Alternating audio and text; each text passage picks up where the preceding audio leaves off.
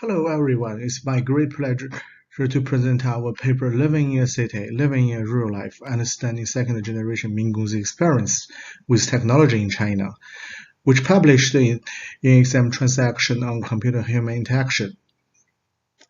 First of all, I want to introduce a little bit about the background. As you may know, China experienced a huge rural-urban migration. Over 300 million Chinese rural workers entering cities in the eastern coastline region in searching better job opportunities and incomes since the 1980s. They are often referred as Mingong.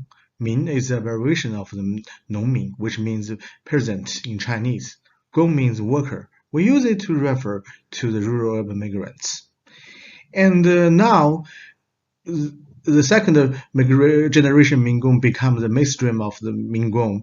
It's known little about to nothing of their parents' rural hometown. Many tend to consider cities as their homes and plan to settle in cities permanently. However, most of them face the same social culture and economic marginalization and exclusion that plagued their parents. So, it's reasonable to assume that their experience with technology would be inevitably different from their urban native peers. So we ask two research questions.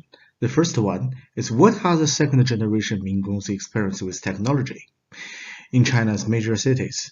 The second one is, what makes second generation Minggong have such experience with technology? To answer this question, we did a field study in Shuime community. Shuime community is a Minggong community which is between two famous Chinese universities, Peking University and Tsinghua University. So inside the Shuime communities, you look at it, it's pretty bad, right? It looks old and dirty. Just less than a mile away, you will find there is all about the modern city, tall buildings, shining windows, all this kind of thing. Apparently, these two pictures forms a very sharp contrast, actually indicated people's different situation in the city. And we use two methods to collect the data. The first one is participant observation. We did 3 months participant observations. All the observations were open rather than COVID. And we did semi-structured interviews. We have 17 such interviews. And these interviews facilitate their narratives from multiple perspectives.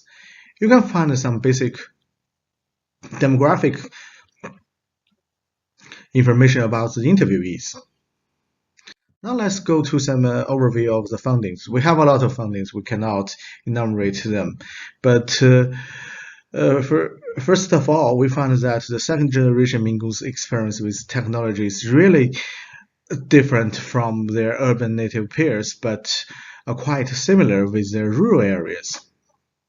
No matter how they access the technology, which app they use, and which type of content they consumption online. There might be the reasons. We did some from our interview. We found that they often in the identity struggles, and they were rejected by urban identity and failed to develop their own urban identity. So they resort to the rural culture identity.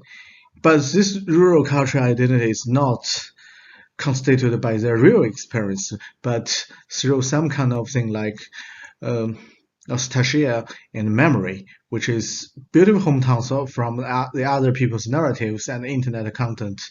But they are pretty clear that they can't return to the rural area. We have some implications. The first one is identifying the rurality described in this article confirms the importance of conceptualizing rurality from a social cultural perspective rather than a geospatial perspective. And the researchers should define and articulate what rurality means in their own research. And serving the many forms of separation and inequality between the local urban residents and second generation Minggongs requires institutional, economic, and social reforms through the efforts and involvement of almost all parties in the society. But we may partially mitigate this problem with innovative technical designs. And thank you for your attention. That's all.